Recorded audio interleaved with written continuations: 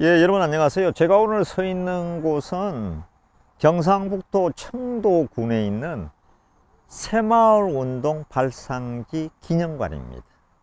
예, 새마을운동이 올해로 딱 50년 됐거든요. 사실상 1970년에 새마을운동이 시작이 돼서 올해가 2020년이니까 정확하게 딱 50년이네. 새마을운동하면 누가 떠오릅니까? 우선 우리가 박정희 대통령도 떠오를 것이고, 제일 기억나는 건 우리가 새마을 운동을 해서 우리 농촌과 어촌도 부자가 됐다 이런 생각이 들겠죠. 그래서 많은 분들은 새마을 운동하면 우리 고향 집 지붕이 그냥 지표로 돼 있었는데 이 슬레이트나 다 기와집이 됐지. 그리고 예전에는 목욕탕도 없었는데 목욕탕도 생기고 우물도 파고 여러 개가 이제 생겨서 잘 살게 됐다. 그리고 집집마다 전기가 들어오고, 집집마다 전기가 들어오니까 또 세월이 지나니까 텔레비전이 들어오고, 그런 일들이 벌어지면서 우리나라가 점차 갈수록 더 부자가 된 걸 기억을 나실 겁니다. 새마을운동 하면은. 오늘도 보니까 여러분들이 새마을운동 기념관에 전국에서 보러 오시는 분도 많고, 그리고 이 새마을운동이 전 세계로 뻗었잖아요. 아프리카, 미얀마, 스리랑카, 안 뻗은 데가 없죠. 저 남미에까지 말이죠. 지금도 가나다, 앙골라다, 감비아다 다 이거 배우러 오지 않습니까? 사실은 예전에 중국이 지금 굉장한 부자가 나라가 됐는데, 덩소평, 덩샤오핑, 중국의 주석도 그 유명한 흑묘, 백묘라. 아니, 인민들이 잘 살기 위해서는, 인민들이 잘 살기 위한 걸 생각해봐라. 고양이가 검은색 고양이면 어떻고 하얀색 고양이면 어때? 쥐만 잘 잡으면 되지. 우리 일단 공산주의 하는 우리도 잘 살아야지. 중국도 해서 흑묘 백묘론에서 덩소팽 그때 주석이 그걸로 중국이 치면 이만큼 부자가 되는 나라를 만들었는데, 사실은 덩소팽 주석이 배운 게 박정희 아닙니까? 박정희 따라하기를 한 거죠. 그리고 중국의 농촌도 이렇게 잘 살기 시작된 게 중국판 새마을운동이 일어났던 거죠. 근데 오늘은 제가 새마을운동 얘기를 하면서 사실은 요즘 신문 방송에서 계속 하는 그놈의 옵티머스 라임, 이것 때문에 지금 제가 제목을 옵티머스와 라임의 눈물이라고 한번 붙여봤습니다. 소위 말하는 개미 투자자들이 전부 다 돈 날린 거죠.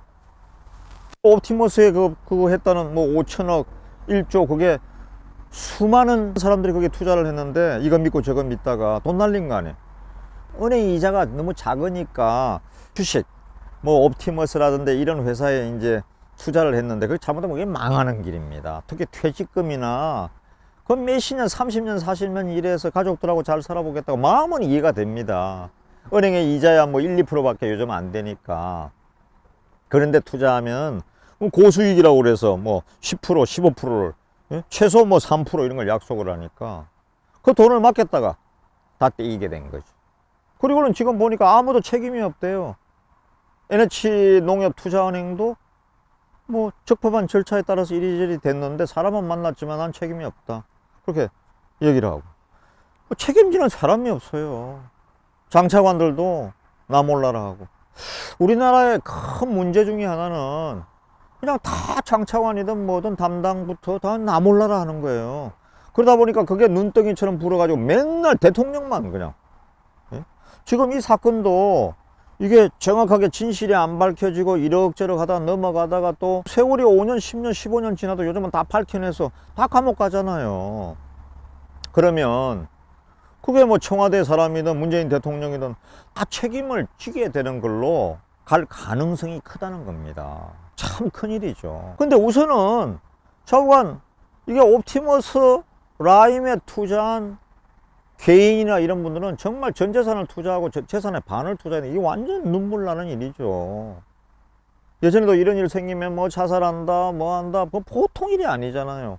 부부간에 싸움 할 것이고 결국은 드러날 텐데, 그럼 당신은 왜 거기다가 말도 안 되는 고수익 준다 해가지고 2억이나 3억을 투자했냐? 물론 행안부 진영장관도 투자했다는데, 그건 한 5억 투자했다는데, 그분들의 재산이 70억 80억 되니까 또 무슨 정보가 있었겠죠. 의문이 저로서는 갈 수밖에 없죠. 아니면 그런 분이 왜 투자를 하겠어? 더불어민주당 김경호 의원이 투자를 했다. 그분은 또 돌려받았더라고요. 1억을. 그러니까 나머지 사람은 그런 정보도 없잖아. 그냥 돈 날리는 거예요. 그러니까 앞으로 일반 투자자들은 그거 그냥 그게 투자하면 안 됩니다. 그런데 또 지금 중요한 게 공공기관, 뭐 농어촌 공사라든지 이런 데서 중요한 공공기관에서 요 옵티머스나 뭐 이런 걸 사준 거야. 채권을 사준 거죠. 그것도 또 다 날리게 됐잖아요. 문제 있던 사람은 다들 이미 뭐 도망가 버리고. 그리고 거기에 대해서 그 압수수색을 통해서든 어떻게 하든 그거를 갖다가 다 미리 확보해야 되는데 검찰이나 수사기관이 어떻게 된 건지 혐의는 있고 뭐 문제가 생기는 대로 서서히 시간만 보내다가 다 도망가 버렸어.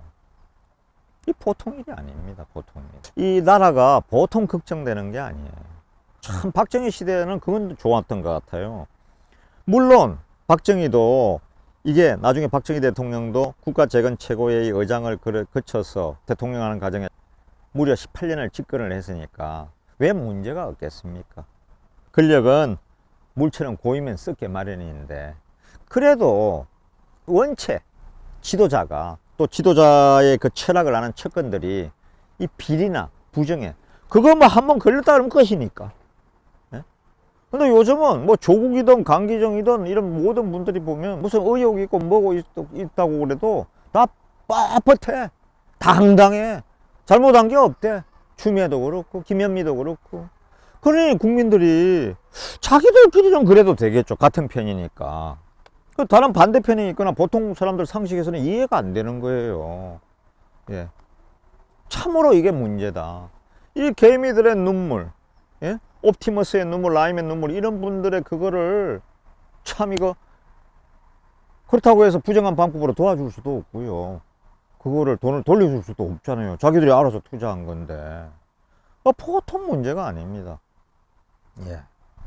이 사회가 전반적으로 뭔가 아예 불신사회가 돼버렸어요. 그리고 완전히 편을 가르고 불신사회가 돼가지고 예전에 그리고 전부 다 그냥 정부에서 주는 돈 재난지원금이다 뭐 그 청년들도 어떻게든 그 돈을 탈 그리고 실업자도 나이 먹은 사람들도 전부 다 그 돈 탈 생각만 해. 일할 생각은 안 하고 정신이 썩어 들어가는 거야. 예. 박정희 시대에 정말 박정희 대통령 같으면 이런 일에 대해서 이렇게 나라를 이렇게 이끌겠습니까? 예? 그 욕을 먹어도 서울에서 부산에 가는 경부고속도로는 반드시 필요하다. 예? 1970년에 완공됐잖아요. 2년 반 만에 전 세계에 기적 같은 일을 보여준 거죠. 이게 박정희 시대고 박정희였습니다. 이 지도자들 청와대에 있는 우리 문재인 대통령을 비롯해서 많은 지도자들이 지금이라도 이거 각성해야 됩니다. 예? 교회식으로 얘기하면 회개해야 됩니다. 그래야 우리 백성들이, 민초들이, 국민들이 마음 놓고 좀 따라가 볼 거 아닙니까? 어떻게든 이거 좀 정확하게 수사해 주세요. 예? 이 수많은 옵티머스 라임에 투자한 사람들이 지금 다 정말 땅을 치면서 후회하고 울고 있지 않습니까? 예. 좀 지도자들이 나서서 좀 정확하게, 정당하게, 정의롭게 좀 수사해 주기를 부탁합니다.